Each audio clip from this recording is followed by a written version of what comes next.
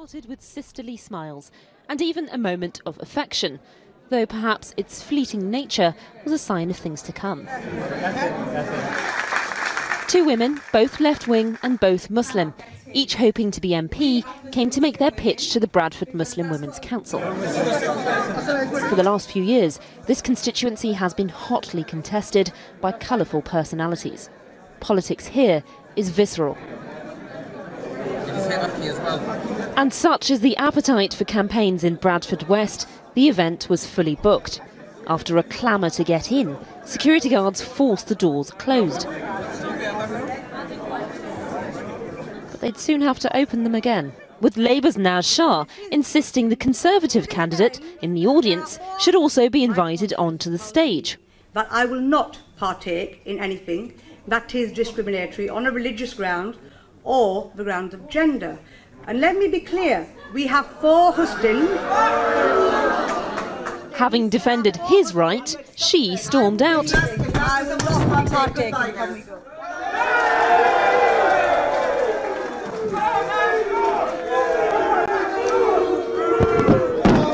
And he promptly took her place.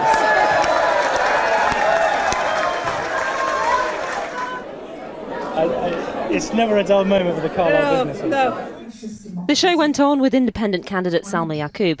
People literally died so that we could have the freedom to choose who represents us. And Tory George Grant. I am clearly not a Muslim woman. To look at me, I'm quite possibly the polar opposite of a Muslim woman, but, you know, sometimes opposites attract. Naz Shah's departure divided opinion. Some claimed it was a stunt. I think she lost an opportunity to really talk to an audience that would like to have heard what she had to say.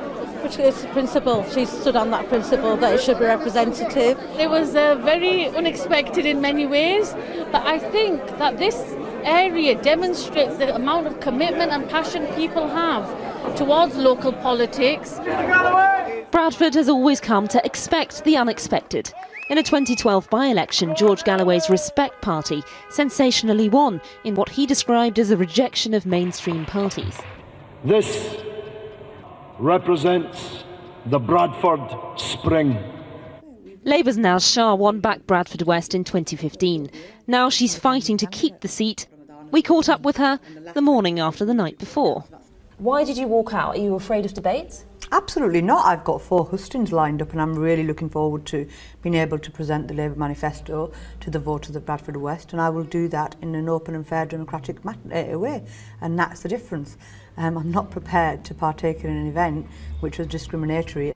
She's meeting a group who are fighting against benefit cuts. Every day there were women coming and crying about how they were caught when they got the benefits, the housing benefit taken away. I'm from Bradford, I'm from the people of Bradford, I'm from Bradford for the people. It's a mantra that I stood on last time. It's why the people of Bradford West put their faith in me, because I can connect with them. I understand I'm not some polished up career politician who goes to Westminster.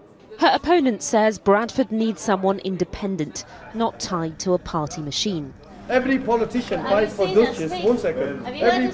Salma Yaqub would support a progressive alliance, but she's been accused of splitting the left-wing vote by going up against a fellow feminist of similar background.